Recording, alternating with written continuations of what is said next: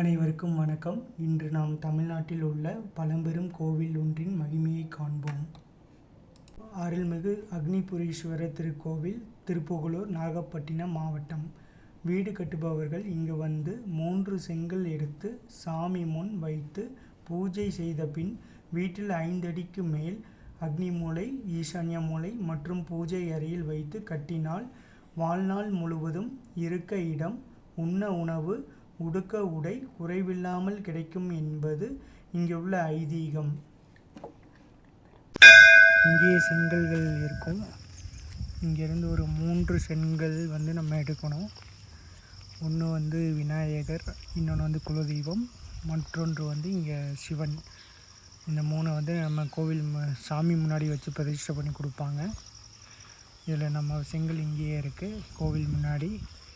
இதை நம்ம எடுத்துக்கலாம். நன்றி, வணக்கம்.